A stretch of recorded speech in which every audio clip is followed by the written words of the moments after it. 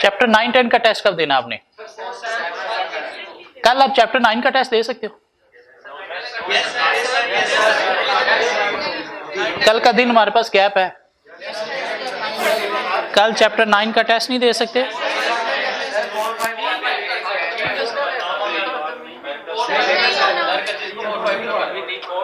कल अगर आप चैप्टर 9 का टेस्ट दे दो,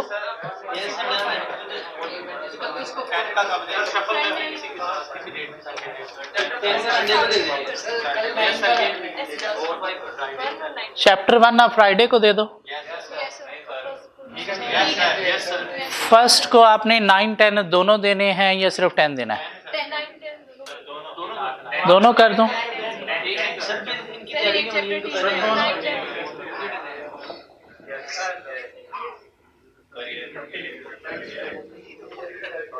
क्या ख्याल है? बात ठीक नहीं है? आई नो आजकल क्लासेस आपकी चल रही हैं, बर्डन है काफ़ी ज़्यादा, तो वो क्लासेस यहाँ तक भी चलनी है, 4 तक चलनी है, तो इसलिए 9, 10 इकट्ठा टेस्ट शायद आपसे प्रिपेयर नहीं होगा। इसलिए चैप्टर 9 आज हम ख़त्म कर रहे हैं, कल इसका टेस्ट दे दो और उसके बाद फ्राइडे को चैप्टर 1 दे दो। हमने अभी ऑलरेडी पीछे असेसमेंट में चैप्टर 1 प्रिपेयर किया है, औखा काम नहीं है। और उसके बाद आगे 1 फेब को चैप्टर 10 और इस तरह से आगे ये टेस्ट चल जाए। और यहाँ तक हमारा BM BS अगर हमने कल चैप्टर 11 का टेस्ट दे दिया है तो प्रिपेयर हो गया।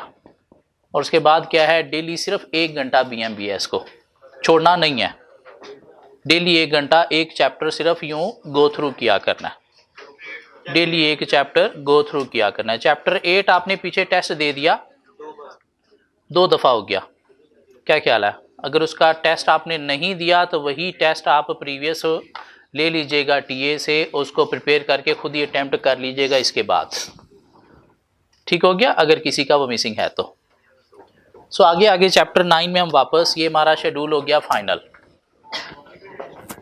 ठीक हो गया, ये लॉक हो गया। कल हम टेस्ट दे रहे हैं चैप्टर 9 का, परसों चैप्टर 1 का और फर्स्ट को चैप्टर 10 का। 31 को हमारी क्लासेस ख़त्म हो जाएंगी। उम्मीद है हमारी क्लासेस 31 के बाद नहीं होंगी। वापस आगे हम चैप्टर 9 में अभी तक हम कवर कर चुके हैं work group, formal work group और इनफॉर्मल वर्क ग्रुप। कोई डिफरेंस है उनकी फॉर्मेशन, उनकी मेंबरशिप, उसका ऑब्जेक्टिव, उसकी एग्जिस्टेंस, उसके रोल, डिसीजन मेकिंग, असेसमेंट और सिस्टम। डिफरेंशिएट कर लिया हमने टीम और वर्क ग्रुप को, और उसके ऊपर हमने एक सिनेरियो बेस्ड क्वेश्चन भी कवर कर लिया। कुछ हमने एडवांटेजेस ऑफ टीम जो है वो भी कवर कर लिए और टीम के हमने डिसएडवांटेजेस भी कवर कर लिए। और हमने 2 अप्रोचेस कवर कर ली, individual approach versus team approach. और हमने एक टॉपिक कवर कर लिया, role of management in team के 4 पॉइंट। और हमने बेल्बिन के अकॉर्डिंगली 9 टीम रोल्स जो है वो कवर कर लिए। और हमने कवर कर लिया characteristics of successful team, characteristics of successful team. कोई 11 कैरेक्टरिस्टिक्स थी। Purpose, authority, communication, leadership, resources, skills, time for completion of task, team loyalty, team motivation, benefits. इसके अलावा हमने कवर कर लिया difference between affective and ineffective team, affective ineffective team का difference. Success के point of view से, decision making के point of view से, कम्युनिकेशन के पॉइंट ऑफ व्यू से, कॉपरेशन के पॉइंट ऑफ व्यू से, स्पोर्ट के पॉइंट ऑफ व्यू से, कन्फ्लिक्ट के पॉइंट ऑफ व्यू से और स्पिरिट के पॉइंट ऑफ व्यू से। साथ हमने एक टॉपिक कवर कर लिया, team performance evaluation.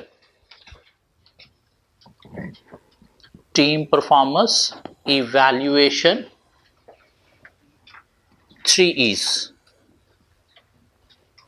Economy, efficiency, effectiveness. ये चीजें हमने चैप्टर 9 की कवर कर ली। औखा टॉपिक क्या था इसके अंदर? एक बेल्विन थोड़ा औखा टॉपिक था, 9 रोल, डेफिनेशन और साथ एक एक मसला उनके। और औखा टॉपिक क्या था? टीम इवैल्यूएशन आप कह सकते हो औखा टॉपिक है। इकोनॉमी, एफिशिएंसी, इफेक्टिवनेस, एग्जांपल्स इनकी। बाकी ऐसा कोई औखा टॉपिक नहीं था। इससे आगे गए तो हमें एक टॉपिक मिला, टकमैन, एक बंदे का नाम है, स्टेजेस ऑफ टीम फॉर्मेशन।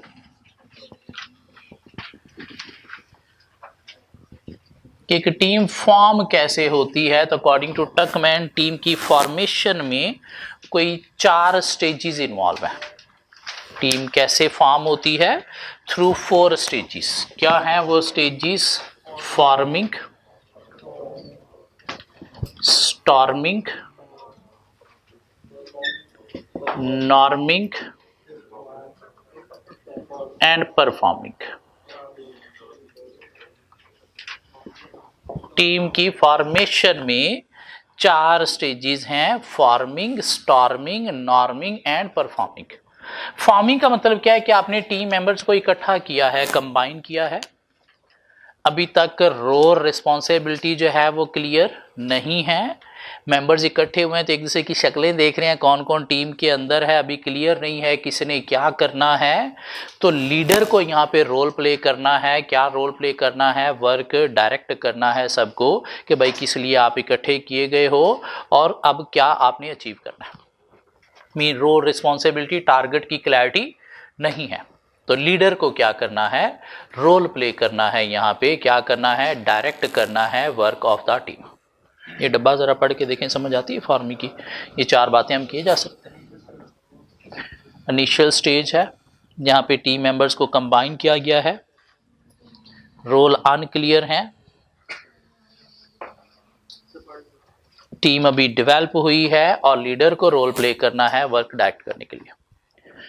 उसके बाद लीडर ने क्या किया? अब लीडर हो गया पीछे, काम दे दिया टीम मेंबर्स को, भैया आपने अचीव करना है। तो स्टेज जाएगी स्टॉर्मिंग, जहां पे क्या आएंगे? टीम मेंबर्स के बीच में कन्फ्लिक्ट आना शुरू हो जाएंगे।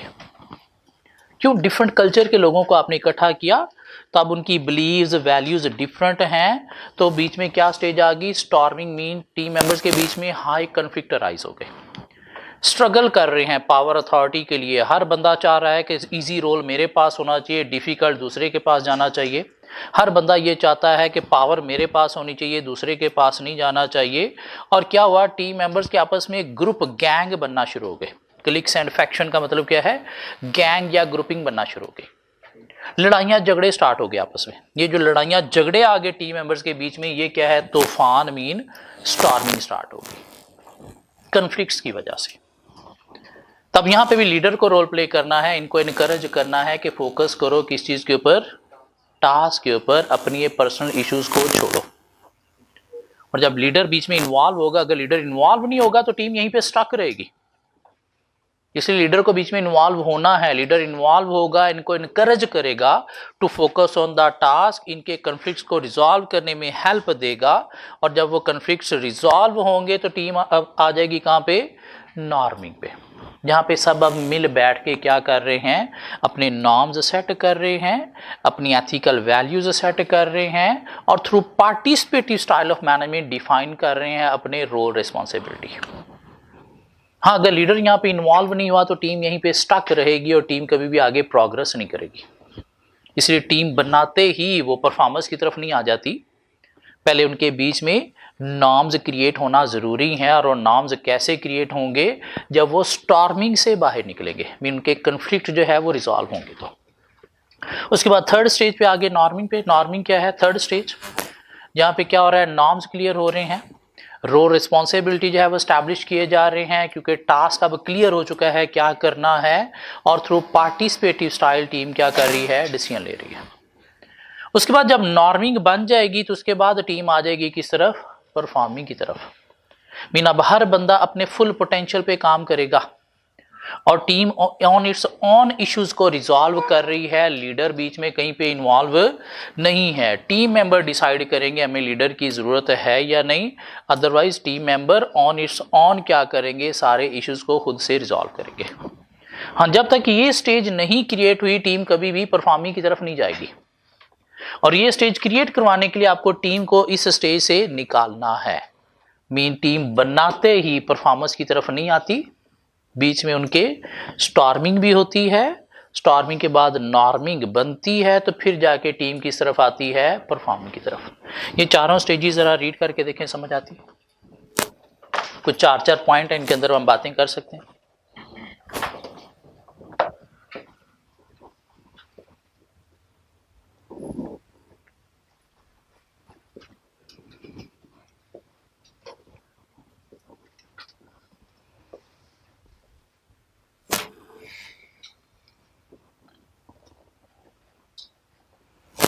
किस स्टेज पे लीडर का कौन कौन सा स्टाइल है? फॉर्मिंग स्टेज पे लीडर का स्टाइल क्या है? Telling, autocratic. स्टॉर्मिंग पे भी ऑटोक्रेटिक, अथॉरिटेरियन, जो बहुत जरूरी है डंडा यहाँ पे लोगों को सीधा करने के लिए।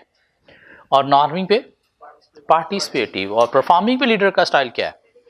डेलीगेटिंग, मीन टीम मेंबर्स खुद से ही डिसीजन लेंगे, खुद से ही इश्यूज को रिजॉल्व करेंगे। उसमें कहता है कि जब ये चारों स्टेजेस हो जाती हैं तो एक पांचवी स्टेज भी आती है जिसे नाम दिया जाता है डीफॉर्मिंग या एडजॉर्निंग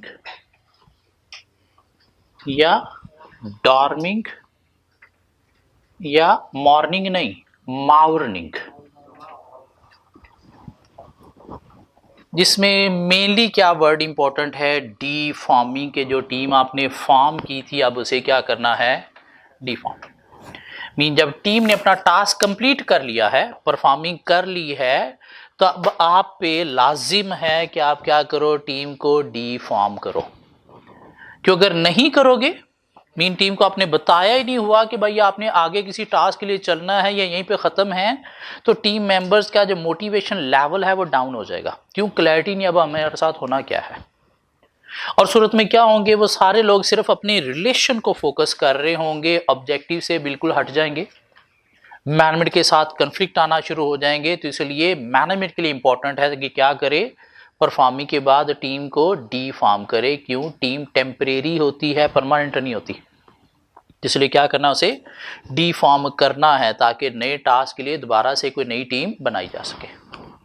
तो जब टास्क अचीव कर लिया है तो उसके बाद क्या है, लोगों को अगर आपने डीफॉर्म नहीं किया तो क्या हो जाएंगे, हेल्पलेस, आपस में सिर्फ रिलेशन के लिए अब वो रुके हुए हैं, अब ऑब्जेक्टिव को बिल्कुल भी कंसीडर नहीं कर रहे। क्यों? क्लियर नहीं अब हम आगे चलेंगे या नहीं चलेंगे। तो इसलिए मैनेजमेंट के लिए इंपॉर्टेंट है कि क्या करना चाहिए, टीम को डीफॉर्म करना चाहिए। सो टीम की डेवलपमेंट में या फॉर्मेशन में स्टेजेस हैं। फॉर्मिंग, इनिशियल स्टेज, जहाँ पे रोल रिस्पॉन्सिबिलिटी अनक्लियर है, टीम डेवलप हो रही है, तो लीडर को रोल प्ले करना है, किस लिए, defining the task of the team. उसके बाद second stage of team formation, storming, जहाँ पे कन्फ्लिक्ट अराइज हो रहे हैं between team members, objective clarity हो चुकी है लेकिन रोल रिस्पॉन्सिबिलिटी अभी तक एस्टैब्लिश नहीं हुए, तो लीडर को इन्वॉल्व होना है to encourage team members to focus on the task.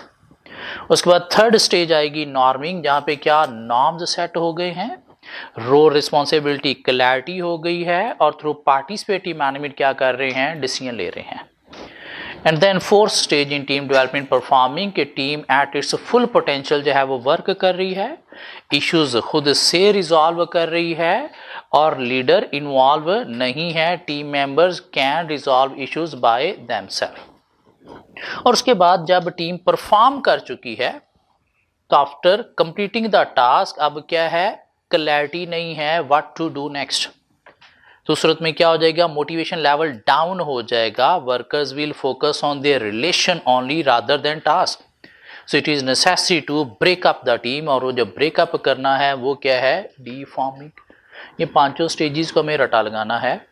अभी पिछले पेपर में एग्जामिनर ने टेस्ट किया कि टीम फॉर्मेशन की 4 स्टेजेस बताएं और बताएं कि इस स्टेज पे लीडर का क्या स्टाइल या रोल है। तो हम बता सकते हैं कि किस स्टेज पे क्या स्टाइल है। कहते हैं कि जरूरी नहीं सारी की सारी टीम्स इन 4 स्टेजेस से गुजरे। कुछ टीम्स हो सकता है फॉर्म करने के बाद ही परफॉर्मिंग पे आ गई। कौन सी टीम, वो लोग जिन्होंने पास्ट में कोई टास्क अचीव किया हुआ है मिलके, तो अल्टीमेटली अब उनको दोबारा इकट्ठा करोगे तो वो फिर कहां पे आ जाएंगे, सीधा परफॉर्मिंग पे आ जाएंगे। क्यों, उनके बीच में अब स्टॉर्मिंग नॉर्मिंग नहीं आएगी। क्यों, दिमाग उनके ऑलरेडी पहले से अलाइन है, उनको पता है कि कैसे हमने काम करना है। हाँ, अगर कोई नई टीम बनाई है तो अल्टीमेटली इन 4 स्टेजेस से गुजरेगी। इसलिए मैनेजमेंट को थोड़ा पेशेंस रखना है, थोड़ा टीम को टाइम देना है डेवलप करने के लिए, कि जब तक टीम इस स्टेज से इस स्टेज पे नहीं आ जाती तब तक परफॉर्मिंग की तरफ नहीं आएगी। और देखना है अगर कोई टीम स्टक हो गई है कहाँ पे, नॉर्मिंग में, तो आपने इन्वॉल्व होना है। स्टॉर्मिंग को ख़त्म करने के लिए आपने क्या करना है, इनको यहाँ पे लेके आना है इन्वॉल्व होके। क्यों, अगर मैनेजमेंट इन्वॉल्व नहीं होगी तो टीम यहीं पे स्टक रहेगी, और स्टक रहेगी तो परफॉर्मेंस की तरफ नहीं आएगी। ये नीचे 3-4 बातें लिखी हुई हैं, इनको रीड करके देखें, समझ आती है। मेनली लर्न हमने वो 5 डब्बाजी करने हैं।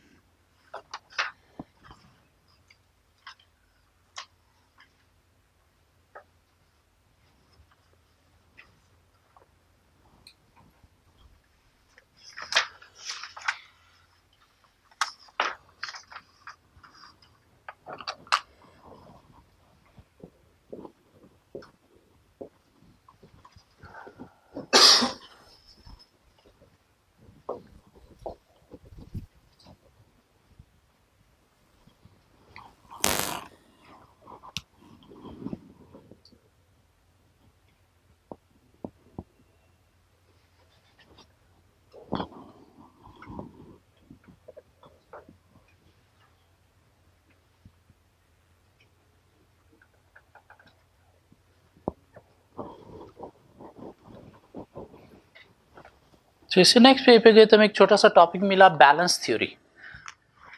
किसने बताई, एक राइटर है जिसका नाम है थियोडोर न्यूकॉम्ब। थियोडोर न्यूकॉम्ब क्या कहता है कि लोग एक दूसरे की तरफ अट्रैक्ट होते हैं ड्यू टू सिमिलर लाइक्स या सिमिलर डिसलाइक।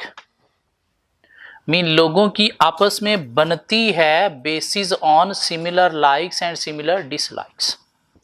कि 2 लोग अगर उनकी लाइक सेम हो तो इनकी आपस में बन जाएगी। 2 लोग अगर उनकी डिसलाइक सेम हो तो इनकी आपस में बन जाएगी। देन पीपल, अगर एक की लाइक दूसरे की डिसलाइक है या इसकी डिसलाइक उसकी लाइक है तो फिर इनकी आपस में नहीं बनेगी। मीन जब 2 लोगों की आपस में लाइक सेम होती हैं या डिसलाइक सेम होती हैं तो इनके बीच में क्या क्रिएट होता है, बैलेंस। और उसी बैलेंस की बेस पर ही क्या होता है, रिलेशन जो है वो डेवलप होता है। जब इनकी लाइक डिसलाइक डिफरेंट होती हैं तो रिलेशन में आ जाता है क्या, बैलेंस नहीं, इम्बैलेंस। तो उससे फिर रिलेशन डिस्टर्ब होता है।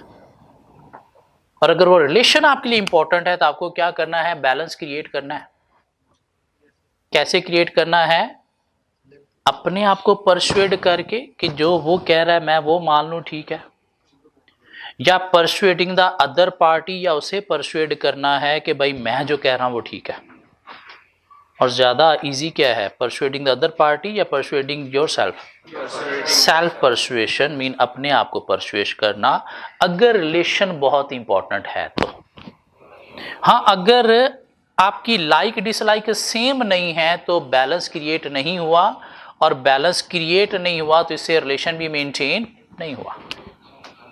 तो कहना क्या चाह रहा है कि लोगों के बीच में रिलेशन क्रिएट होता है due to similar likes and dislike. क्यों? वो सिमिलर लाइक सिमिलर डिसलाइक से क्या होता है? बैलेंस क्रिएट होता है। और ये बैलेंस डिस्टर्ब कब होता है? जब जिसे आप लाइक कर रहे हो आपका साथ वाला उसे डिसलाइक कर रहा है। ठीक हो गया? तो आपने वो बैलेंस क्रिएट करना है, या तो अपने आप को मना के जो वो कह रहा है वो ठीक है, या फिर उसे मनाना है कि जो मैं कह रहा हूं वो ठीक है। हम पढ़ते हैं क्या कहता है। So Theodore Newcomb suggested that people are attracted to other, mean लोग दूसरों के साथ बनाते हैं relation on the basis of sharing similar attitude and values relating to subjects such as work, marriage, lifestyle, politics, religion and authority। Mean एक level के जो लोग हैं उनका सेपरेट ग्रुप होता है, वो नीचे वाले लोगों के साथ उतने अच्छे रिलेशन क्रिएट नहीं करते। रिलीजन भी डिफरेंट रिलीजन के लोगों का सेपरेट ग्रुप होता है, या किसी अगर हम फंक्शन में चले जाएं तो वहाँ पे भी एक फील्ड के लोगों का सेपरेट ग्रुप होगा, दूसरे फील्ड के लोगों का सेपरेट ग्रुप। या हमारी सोसाइटी में आजकल जो नज़र आते हैं पटवारी सारे इकट्ठे बैठे होंगे, यूथी अलहदा बैठे होंगे, अलहदा बैठे होंगे, मीन पॉलिटिक्स की बेस पर। क्यों? उनकी लाइक्स डिसलाइक सेम है। So one formed people then attempt to maintain balance within those relationship. Mean एक दफ़ा अगर रिलेशन बन गया है तो आप फिर बैलेंस क्रिएट करने की कोशिश करते हो। Of the attraction, common attitude and values, the imbalance will naturally lead to change of attitude। और जब imbalance आता है तो लोगों के attitude change हो जाते हैं, attitude change होते हैं, मीन रिलेशन क्या हो जाता है? अफेक्ट हो जाता है। Balance and imbalance, balance does not need to reflect only positive emotion। Two people who share mutual dislike represents a state of balance as equally as two people who share mutual attraction। An imbalance would occur if one party like the other when the other party dislike the first party। और थोड़ी उसने explanation दे दी, the situation where your best friend dislike someone you love, there is an imbalance as either the one you love should also be loved by your best friend, or conversely the one you dislike should also be liked by your best friend। ये word love से आपका दिमाग पता नहीं क्यों खराब हो जाता है। लव का मतलब क्या है? लाइक की एक्सट्रीम फॉर्म। ठीक हो गया? आप पता नहीं लव कुछ नहीं होता।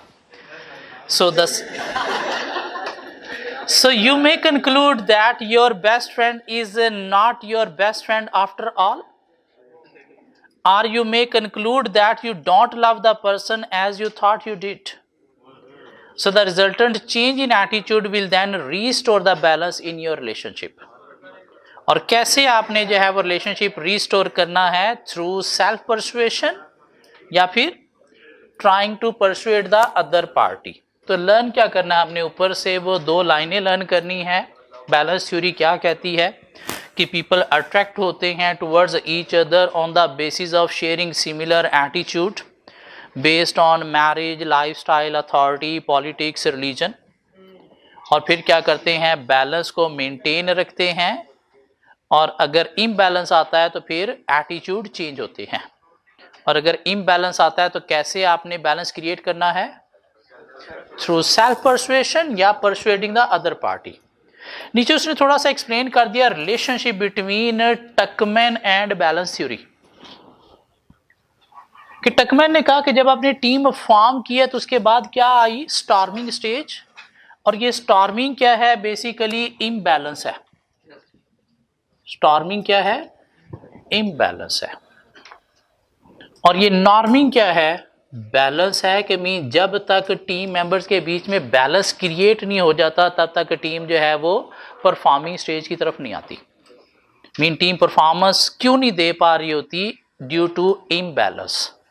हाँ, वैल्यूज बिलीव्स डिफरेंट हैं, तो लीडर को यहाँ पे रोल प्ले करना है, उनको इनकरेज करना है टू फोकस ऑन टास्क, जिससे बैलेंस क्रिएट होगा। मीन नॉर्मिंग स्टेज आएगी तो फिर टीम किस तरफ आएगी? परफॉर्मिंग की तरफ। तो ये क्या हो गया? रिलेशनशिप बिटवीन टकमैन और बैलेंस थ्योरी क्या है, कोई 2 लाइनों में हमें एक्सप्लेन करना आना चाहिए। सो इससे हम आगे अगर मूव करके चलें तो एक लास्ट पेज हमारे पास रह गया और उसके बाद चैप्टर खत्म। Tools techniques for building effective team, कि एक अच्छी टीम बनाने के लिए क्या टूल्स या टेक्निक्स अडॉप्ट किए जा सकते हैं। एक अच्छी टीम बनाने के लिए टूल्स टेक्निक्स हम यहां से भी बातें कर सकते हैं। टीम का अगर पर्पस क्लियरली हम डिफाइन कर दें, मीन टीम का गोल क्लियरली डिफाइन कर दें, जिसको इसने नाम क्या दे दिया, टीम प्रिंसिपल्स, असूल जो हैं टीम के, रूल्स जो हैं टीम के, वो अगर हम क्लियरली डिफाइन कर दें तो अच्छी टीम बनाई जा सकती है। एक अच्छी टीम बनाई जा सकती है, कैसे बनाई जा सकती है, clear role and responsibility, mean expectations क्या हैं टीम मेंबर्स की, अगर आप वो क्लियरली डिफाइन कर दो तो उससे टीम मेंबर्स के अंदर कोई एम्बिग्युइटी नहीं होगी, तो टीम इफेक्टिव हो सकती है। एक अच्छी टीम बनाई जा सकती है, कैसे बनाई जा सकती है, अगर हम टास्क जो है उसका क्लियरली डिफाइन कर दें, मीन टास्क के अंदर किस स्टेप से उन्होंने काम करना है, पहले क्या करना है फिर क्या करना है, तो अल्टीमेटली टीम को क्लियर होगा क्या कैसे करना है, तो उससे टीम जो है वो इफेक्टिव हो सकती है। एक अच्छी टीम हम बना सकते हैं, कैसे बना सकते हैं, अगर हम टीम के वर्क को एनालाइज करें, उसकी प्रोग्रेस को एनालाइज करें, मीन देखें अगर वो प्रॉपर्ली परफॉर्म नहीं कर रही तो कोई करेक्टिव एक्शन ले लें, तो इससे टीम इफेक्टिव हो सकती है। अगर उसके वर्क को हम एनालाइज ही नहीं कर रहे, देख ही नहीं रहे क्या ठीक कर रहे हैं क्या गलत कर रहे हैं, कोई करेक्टिव एक्शन नहीं ले रहे, तो फिर टीम इफेक्टिव नहीं होगी। एक अच्छी टीम बनाने के लिए हमें क्या करना चाहिए, प्रायोरिटाइज करनी चाहिए प्रॉब्लम्स को, मीन देखना चाहिए टीम की प्रोग्रेस के लिए कौन सा मसला ज़्यादा इंपॉर्टेंट है, उसको फोकस करना चाहिए और उसको रिजॉल्व करने से भी टीम इफेक्टिव हो सकती है। मीन उसके प्रॉब्लम जो हैं, इश्यूज जो हैं, वो अगर प्रायोरिटाइज किए जाएं, जो ज़्यादा इंपॉर्टेंट पॉइंट है जो लोग फोकस नहीं करते, क्यों समटाइम टीम मेंबर्स के बीच में बन नहीं रही होती, तो मेन मसला जो प्रायोरिटी है वो टास्क अचीव करना नहीं, इनके बीच में ये नॉर्मिंग क्रिएट करना है, क्यों ये नॉर्मिंग क्रिएट होगी तो फिर जाके टास्क भी अचीव होगा। तो आपने क्या करना है, प्रॉब्लम जो है टीम की उसे प्रायोरिटी देनी है कि क्या मेन प्रॉब्लम है। एक अच्छी टीम बनाने के लिए आपको क्या करना है, टीम की कंट्रीब्यूशन को रिकॉग्नाइज करना है, मीन किसी ने अच्छा काम किया है तो आपने क्या करना है, उसे रियलाइज करवाना है, उसके वर्क को रिकॉग्नाइज करके मीन सक्सेस का क्रेडिट उसे प्रोवाइड करना है, ताकि उसके अंदर फील आए कि वाकई ही उसने कोई अच्छा काम किया है।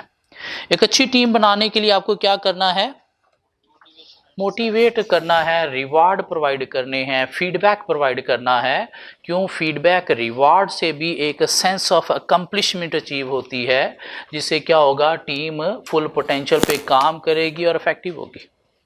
सो क्या टूल्स या टेक्निक्स हैं अच्छी टीम बनाने के लिए, प्रिंसिपल्स आपने जो है वो सेट करने हैं, रोल रिस्पॉन्सिबिलिटी क्लियरली डिफाइन करना है, टास्क के स्टेप्स आपने डिफाइन करने हैं, एनालाइज करना है प्रोग्रेस ऑफ द टीम को, प्रॉब्लम्स प्रायोरिटाइज करनी है, रिकॉग्नाइज करनी है कंट्रीब्यूशन, और मोटिवेट करना है, रिवार्ड देने हैं। इसको रीड करके देखें, समझ आती है, ऑन वर्डिंग में लिखा जा सकता है, यहाँ से रटा लगाने की ज़रूरत नहीं है।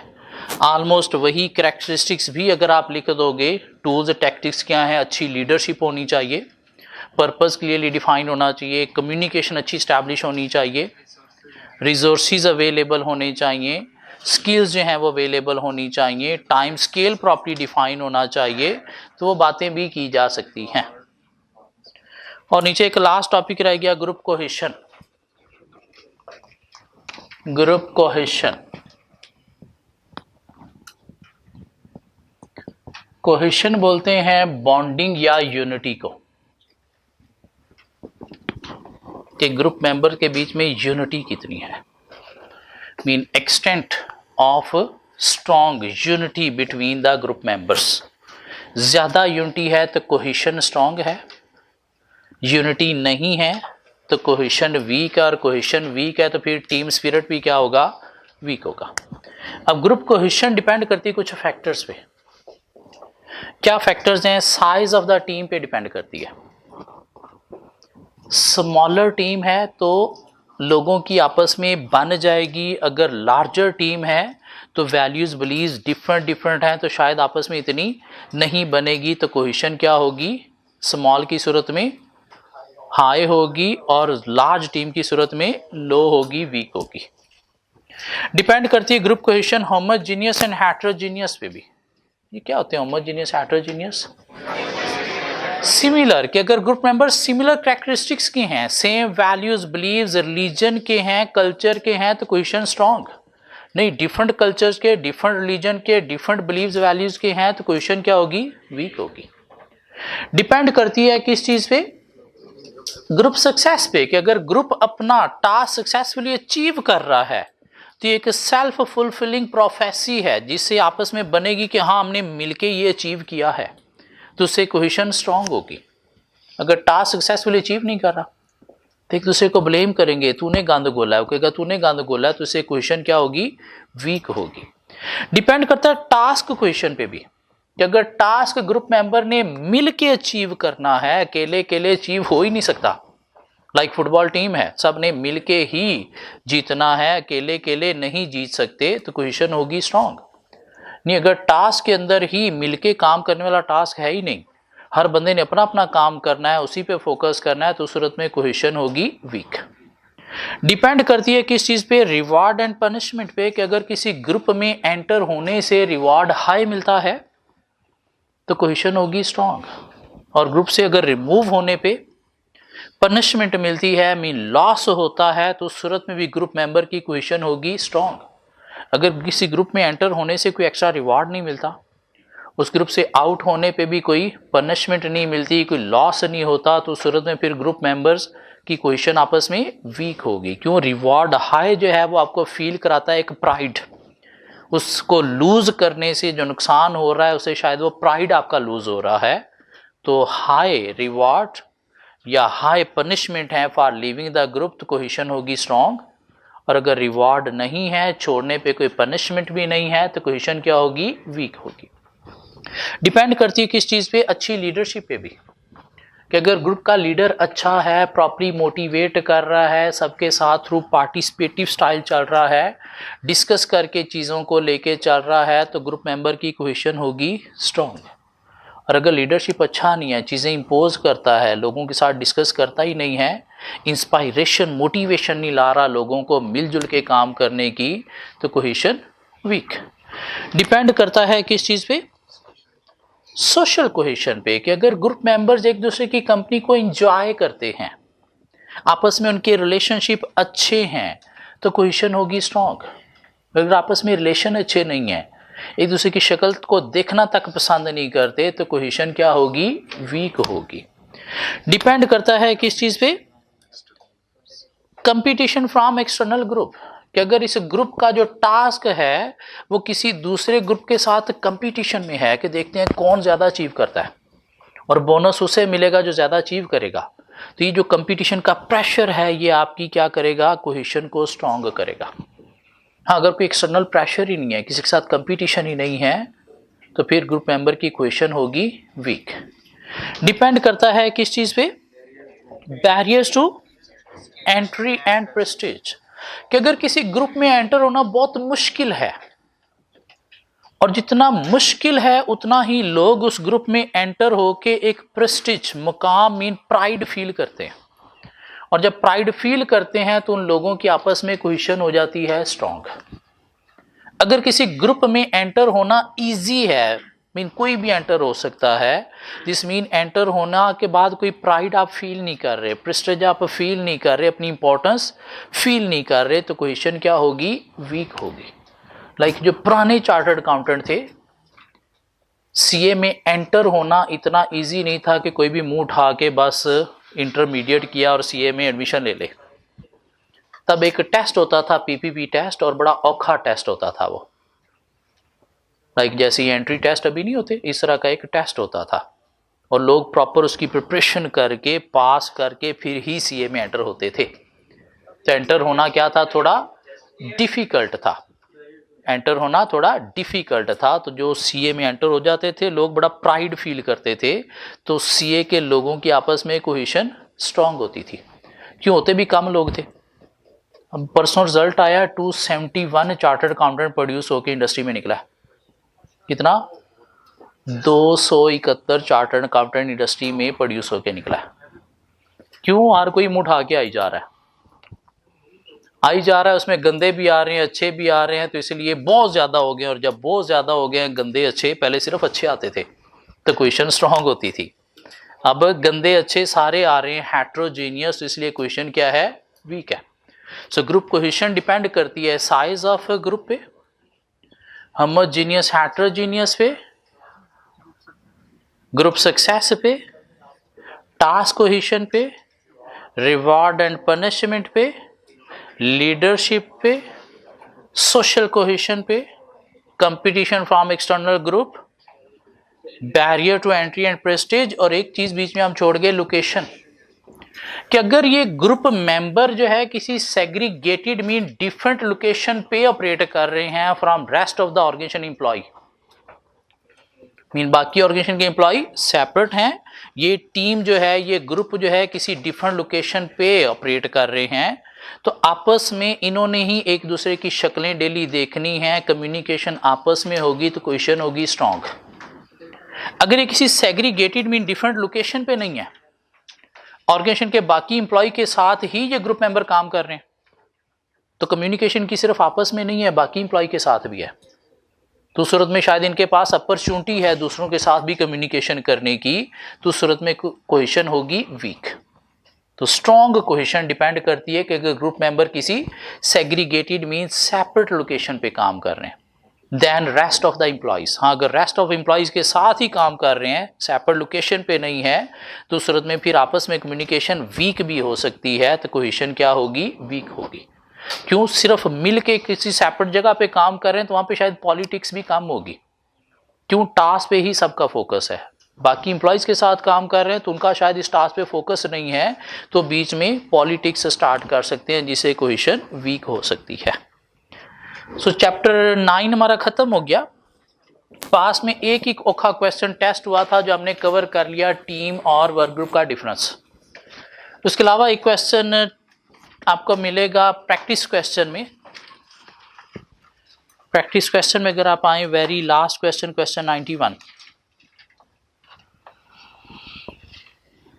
what would be the likely effect according to Balbin and Tuckman of increasing the size of a project team after 18 months from 3 to 9 people?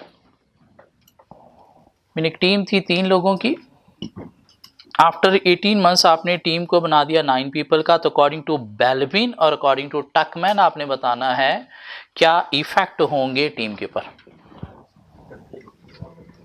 पहले अकॉर्डिंग टू बेल्विन अगर आप देखें, 3 लोगों की टीम थी तो शायद कुछ रोल मिसिंग थे, क्या ख्याल है? तो अब 9 पीपल की आपने टीम बना दी, तो शायद जो मिसिंग रोल है वो भी आप लोग परफॉर्म करेंगे, तो टीम जो है वो मोर इफेक्टिव होगी देन बिफोर। क्यों? कोई रोल मिसिंग नहीं होगा। अकॉर्डिंग टू टकमैन, पहले 3 लोगों की टीम थी, अब आपने 6 नए लोग और एंटर कर दिए, तो अब टीम क्या हुई है दोबारा से? तो अब टीम के अंदर अब क्या आएगी? स्टॉर्मिंग आएगी, वो 6 नए लोग आने से। फिर टीम जो है वो मूव होगी टूवर्ड्स नॉर्मिंग एंड देन आएगी किस तरफ? परफॉर्मिंग की तरफ। मेन टीम के ऊपर इफेक्ट क्या होगा इसका अकॉर्डिंग टू बेल्विन? तो अकॉर्डिंग टू बेल्विन इफेक्टिव हो जाएगी टीम। क्यों? पहले शायद कोई रोल मिसिंग थे, तब वो रोल परफॉर्म करने वाले भी लोग आ गए। और अकॉर्डिंग टू टकमैन अब ये दोबारा से क्या हुई है? फॉर्मिंग हुई है। तो उसके बाद अब वो 6 नए लोग आने से बिलीव डिफरेंट है, तो स्टॉर्मिंग आएगी। उसके बाद फिर नॉर्मिंग क्रिएट होगी, फिर टीम जो है किस तरफ आएगी? Towards performing. Question in 90, according to Belbin what was the ideal size of team?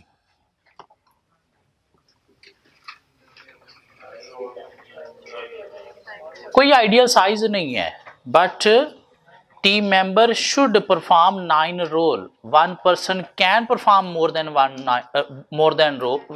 role. It is not necessary that team should be based on 9 people. There is no ideal size of team.